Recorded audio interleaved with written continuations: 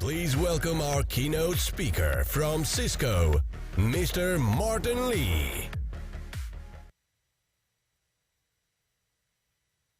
Welcome. Can you hear me? Mr. Lee. Hey, you can. Hello. Good you morning. You can hear me. Oh, that's wonderful. Thank you so much. This is just another one of those things from 2020, isn't it? It's the year that keeps giving us all sorts of issues and problems. It's a great pleasure to be able to speak with you today. It's a personal great regret that I can't be with you in Moldova and that we have to do this remotely. But what I would like to talk about today is actually what we've been seeing in terms of the threat landscape during 2020. So if the AV team could share my presentation, and we can get going. Great. Oh, well, if they can't share my presentation, I'll get going anyway. Oh, there we go. Okay, lovely. So as you introduced me, my name's Martin Lee. I'm a technical lead of threat intelligence at Cisco, and I also have the pleasure of leading the outreach team within Talos across EMEA. Talos is Cisco's threat intelligence and security research organization.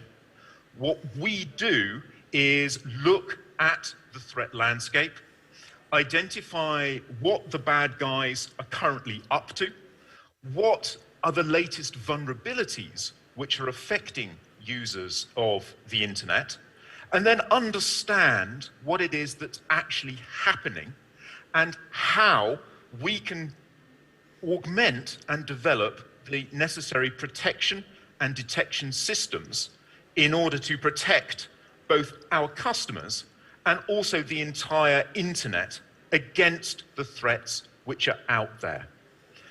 Obviously, 2020 is a year which is going to be marked by COVID-19 and the pandemic. And in many ways, the threat landscape also mirrors our own concerns. The bad guys have to get people to engage with their attacks. And the way that they do this is through social engineering, adding little hooks and language within their malicious emails or their malicious threats, which is there to bypass our critical thinking systems. Of course, everyone knows that you shouldn't click the link. And what the bad guys have got to do is try and trick us in some way to engage with their attacks. And they do this by trying to find what is it on the top of our mind, what is that message which can fool us into not thinking about clicking that link and engaging with attack, but we're going to do it because it's something which we're interested in or something which concerns us. And as 2020 has been the theme of the pandemic, so we've also seen this within our social engineering that we found within malicious emails. And the start of 2020, through those first 4 weeks of the year, if you can think back to January and how normal life was, there was no mention of COVID-19, or very little in the press. And similarly, we see very little mention of it within our malicious messages. Coming into the first week of February, this is something which is hitting the news, and we see that reflected in these mentions of pandemic-themed messaging within the malicious emails that we saw. That then tails off a bit until we're coming into mid-March, and then suddenly we get this enormous spike of COVID-19 themed attacks at the same time when Europe and indeed the rest of the world is going into lockdown. Clearly, this is something which is top of people's minds. There's a sense of panic or of wanting to know more and more information about what's going on. And the bad guys have latched onto this and massively increased the amount of social engineering relating to this. Through the lockdown time, we also get lots and lots of COVID-19 themed attacks. And then coming on into late spring, early summer, the midway point of the year, when we thought, at least in the UK, that we had the COVID pandemic under control, that is then also reflected by this drop-off in COVID-19 themed pandemics that we saw, and then coming into the second half of the year where we have this resurgence of the virus across Europe. Again, we see this increase in COVID-19 themed social engineering. What's particularly interesting, at least to me, about all this is although we've seen large amounts of change in the social engineering which is being used and being distributed, the threats themselves are largely the same. This is a particular malware form book. It's an information stealer. It'll attempt to steal usernames and passwords and cookies from your computer and your web browsers where you have this information stored. We've seen this form of social engineering now for many, many years. Clearly, it's very successful. Something to do with a parcel which hasn't been delivered to you.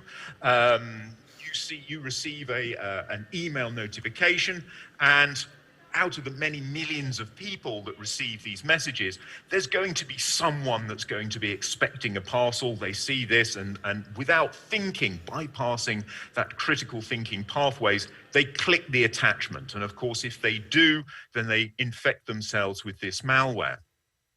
And here we have a type of message that we've been seeing now for a couple of years, where the bad guys are looking to innovate. They're looking to increase their own business return on investment and their click-through rate. And so we see this coronavirus themed social engineering. It's no longer an email saying, oh, we couldn't deliver a parcel, please click the link. It's an email that says, well, due to the coronavirus situation, we couldn't deliver the parcel. Please click the link. And again, this is something which is on top of people's minds. It resonates with people. That's the reason why I couldn't get that parcel. And indeed, with the increase in online shopping, of people having parcels and goods delivered to them at home, again, this increases that social engineering, that increases that click-through rate. We even see it with these so-called 419 advanced fee frauds. We've seen these for many, many years, a good 15, 20 years. Typically, you receive an email from a rich person, potentially associated with an African state, the president, the nephew of the president, someone who has a large sum of money, which they need your assistance in remitting, and you will be given a percentage of that. In fact, it's complete fake. There'll just be fee upon fee upon fee, processing fees, but you'll never receive this goal. And now, again, we have innovation on behalf of the bad guys. It's not a relative of a president of a African state or the king of wherever. It's a philanthropist who's giving away a large sum of money because they want to help with the COVID-19 situation. Very, very inventive. Here the bad guys, again, thinking about what are those messages that are going to resonate with people and taking what's essentially exactly the same threat, exactly the same scam, but updating it for 2020 and the situation in which we find ourselves. And it's not only the criminal fraternity that have been using these COVID-19 lures in order to trap their victims. We also see the APT threats, those advanced persistent threats that are suspected to be associated with nation states. They're also jumping on the coronavirus bandwagon and to increase the effectiveness of their own malicious documents. This is a campaign, so-called Poet Rat, that we've been following over the past 9 months or so. This is an attack which is associated with the geopolitical situation in Azerbaijan. And again, this APT threat actor is distributing their malware, making it look as if it's some kind of official coronavirus information. So clearly, during 2020, one of the major themes in the threat landscape has been this large shift in the social engineering towards the pandemic and COVID-19. But when we look at the volume of threats that we've seen, we've got this slightly different picture. So this is information data which is taken from Cisco Umbrella, which is our cloud-based DNS protection system. Firstly, you can see this periodicity. This is looking at the ratio of malicious domain lookups compared with the total number of domains. And you can see this periodicity associated with days of the week. In fact, during the weekend, users are more exposed to malicious domains than they are during the week. And this is looking at the time frame from late February, before lockdown, to late March. And what we were looking for was to see whether there was an increase in the number of malicious domains which users were exposed to. When we look at the data, you can look at that and you can think, well, compared with the left-hand side of the graph to the right, there's a slight uptick, and potentially we have a very, very slight increase in the exposure of users to malicious domains. But in fact, during this period, we had people moving to working from home, so we had a lot of customers join the system. And if we take this same data, but normalize it for the number of clients that we had using the system instead of the number of domain lookups, we actually get a slight downtick. So I think the best conclusion that we can come from this data is that actually, in terms of the volume of threats that we were seeing users being exposed to before, immediately before and immediately after lockdown, it was basically the same. So again, we've got the same threats in more or less the same volume. The only difference is that that social engineering message changed massively. We've also seen an awful lot of fraud and fakery. So we've been able to identify entirely fake websites which are trying to take advantage of the situation and steal money from people who are willing to give it to them. And we've also seen fake applications. This is an application that we identified. It's actually displaying genuine data relating to the prevalence of coronavirus across the world. This is data which has been taken from the Johns Hopkins University in the US. It is entirely legitimate. It's providing a service, it's graphing this data across the world, potentially something that people are very, very interested in. But along with this legitimate functionality also comes malware, that it will actually install malware on your system. So that lure is, here's an application which is graphing information and giving you access to information which may well be very, very useful to you, yet at the same time, along with that information, it's also downloading and installing malware on your system. So it really is a Trojan horse providing malicious functionality along with something that is purportedly genuine.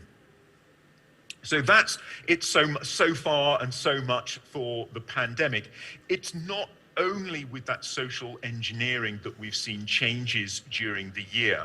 We've also seen an increase in the business model used behind ransomware. So ransomware are those attacks where a bad guy will get malware on your systems, encrypt your data so that you can't access it, and then require a ransom to be paid in order to get that data back. Previously, We've seen this largely being a mass market style attack, with ransomware being sent out to many millions of people in order that one or two might click on it and infect their laptops and have their desktop systems encrypted. We've seen this previously, but this year we've seen an increase in this activity of ransomware becoming something which is targeted, and having cyber criminals which are identifying a single organization, penetrating that organization either through exploiting vulnerabilities on systems which are facing the internet, or through phishing attacks to get usernames and passwords of users, or indeed targeting those users directly through email or direct messaging borne threats. But getting inside of these organizations, establishing that foothold, and then using sort of traditional hacking techniques, exploiting vulnerabilities over a network, establishing their persistence and spreading out within that organization to identify key systems. So systems which are holding vital information, which is allowing businesses to function, and then encrypting that information so that the business is no longer able to function, because there's a lot more ransom which can be demanded of a business which has been brought to a halt because of ransomware than there is from individuals, and you've encrypted their laptop and maybe taken away their photos of their loved ones, and maybe their book that they've been writing, etc. Bringing a business to a halt, you can ask for a higher ransom, and also potentially there's a higher chance that the affected target is going to pay. We've also seen this particular technique be used against the healthcare industry. Certainly when there are lives at stake, if a bad guy can hit that patient care record database, then you can bring an entire hospital or a clinic to a halt, because no interventions can be made without reference to that patient care record database. And as I say, when lives are at stake, when a hospital or a clinic has been brought to a halt, again, there is a very, very strong incentive for the director of that organization to pay that ransom. The bad guys are aware of it, and they are actively looking for these kinds of organizations to hit. We can follow a little bit of information about how successful they are. RYUK is a ransomware which has been used in this kind of attack, and because they ask for their ransom using Bitcoin wallets, we can extract the wallet identifier from these malware, and then because Bitcoin is entirely public ledger, we can then look and see how many Bitcoins have been paid to these wallets that we can identify are associated with this particular ransomware variant. And by following this, we get an idea of the amount of money which is being paid to these systems. We can identify that there's been 700 Bitcoins that have been paid into these wallets, and that correlates with roughly in excess of $5 million. So this is quite a lucrative business for the bad guys that are out there. And clearly, whilst there is money to be made, there's going to be bad guys that are looking to make that make these illicit gains.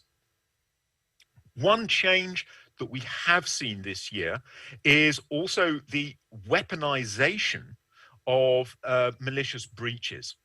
That the same threat actors which are encrypting your data and preventing you from accessing it are holding a double threat, that not only won't you get it back unless you pay the ransom, but they're also threatening to publish this on the internet if you don't pay that same ransom. So in a way, they're actually weaponizing the GDPR, the data protection regulations, and those threats of fines from the regulators, so that not only do you not get the data back, but also they threaten to release this onto the internet, make it available for everyone, breach your data publicly, and expose you to legal sanctions, including fines. So again, this is a way that the bad guys have come up with, have innovated in order to increase their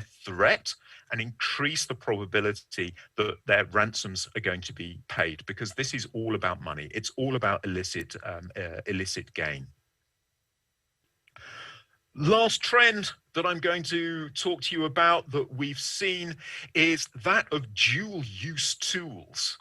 Previously, we observed that malware writers tended to develop their own particular tools that they would use, have this as their malware tool set. For us, in terms of defenders, this was actually quite useful because we could identify these malicious tools and block them. And so the bad guys have adapted their techniques not only to have their own particular malicious tool set, but to use these dual use tools. So these are pieces of software that are already on the system because they're systems administration tools, or they're tools which are used by security researchers quite legitimately in order to audit the functionality of systems or to look for vulnerabilities elsewhere.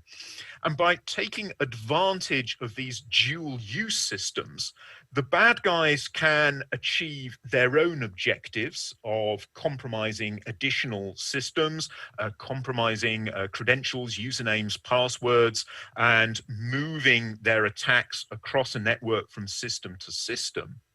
But by using tools which are already there, they're not leaving as many sort of sticky fingerprints at the side at the scene of their crimes, because these are legitimate pieces of software.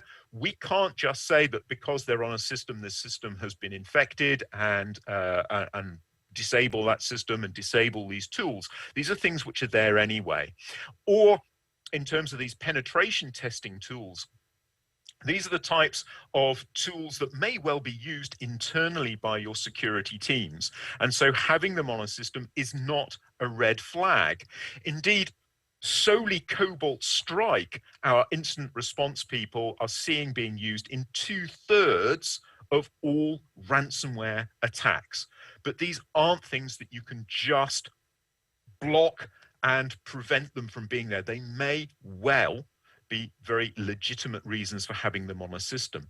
Also, for a bad guy, it helps disguise them. Those techniques and tools which are used by bad guys, we use to identify and profile them.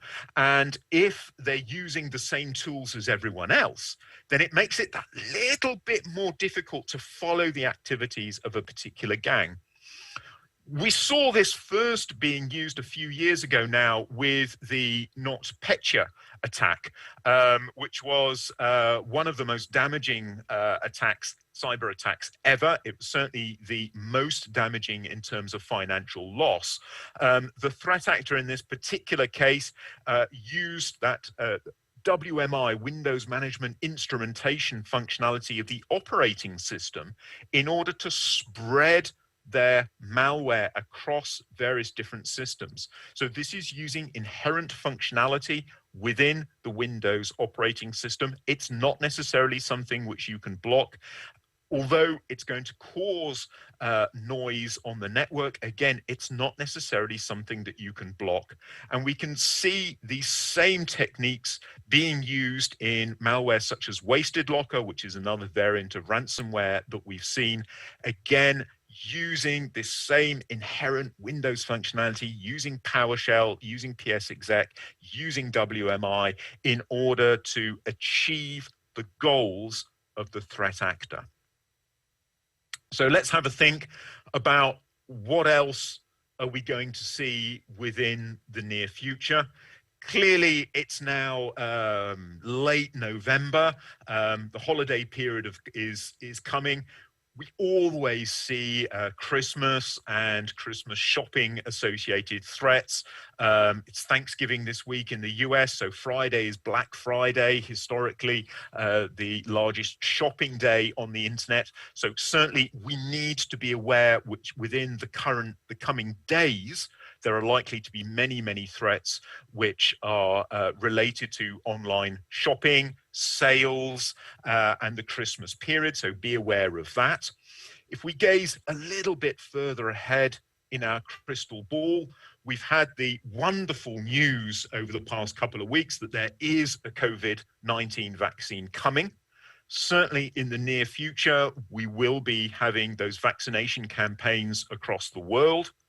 We can be certain that because this is something which is going to be in top of mind of individuals, something which they're going to want to know more information about, and indeed possibly be quite anxious about, this is the type of thing that the bad guys are going to be using in their social engineering. So when those vaccine campaigns start being rolled out, start thinking, is every email that you're receiving about this legitimate? And start being very, very suspicious about emails which are purporting to be about COVID-19 vaccines and a vaccination campaign. Similarly, we will still, and we expect to continue to see ransomware targeting the healthcare sector.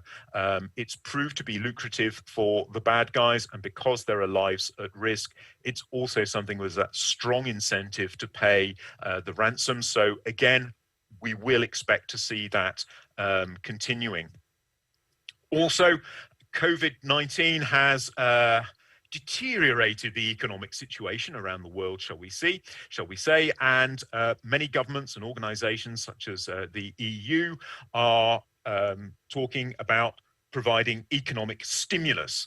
So with the talk of economic stimulus and stimulus packages, we can expect that to be used by the bad guys for their social engineering. And because many people have lost their jobs during the pandemic, there's a large pool of people out there looking for employment. We can expect an increase in the number of fake job ads. So both for bad guys to be able to collect CVs and personal information, which can then be used for identity fraud and other forms of financial fraud, but also as a way of getting people to engage with a threat, sending out job offers, job adverts, putting these things online and looking to get people engaging with them. Also, if you think about people who are involved in recruiting, their job is to expect unexpected emails and click the links and engage in the CVs that are attached to these emails. Again, this is another vector that the bad guys can use to spread their malware. So start thinking about how you can protect your staff members who are involved in recruiting against these types of threats as well. However, it's not all bad news. There is most definitely good news out there, because we now have an improved visibility over not only what is happening on the internet, but we also have improved tools that are able to watch over our own networks and the systems that we within our daily lives look after. We have a greatly improved visibility and data that relates to what's happening in our organization. And by analyzing this data and using those tools at our disposition, we can then turn this raw data into actionable intelligence. Identify the malicious campaigns which are out there hitting the internet and hitting our own systems, and use this intelligence to work together, not only protecting our own users, but also collaborating both across the private and public sector so that we can share intelligence. The more information that we share, the more we benefit as a community, because we can use that information not only to protect our own systems and improve our own security, but also working together with law enforcement and international organizations to take down the bad guys, take the battle to them. It's not fair that us on the defense side and the security industry are constantly having to react to the bad guys and to react to their activities. We want to be able to take them down, take down their infrastructure, and hold them to account for their actions. And to wrap this up, we're very, very vocal and active on social media. We have our blog where we publish all of our research about the latest threats that are out there. We're also very active on Twitter, and we have our light-hearted podcast, Beers with Talos, where we talk about the types of threats that are out there. The number one, that first layer of protection, is to be aware of the threats which are out there. If you're not aware of it, you can't protect yourself against it. And with that, I will thank you very, very much indeed for having me talk to you today, and I wish you all the best for the rest of the conference. Thank you. Thank you, Martin, so much for such an interesting presentation, and indeed, we are going to be back and to ask you more questions. Thank you very much. Thank you.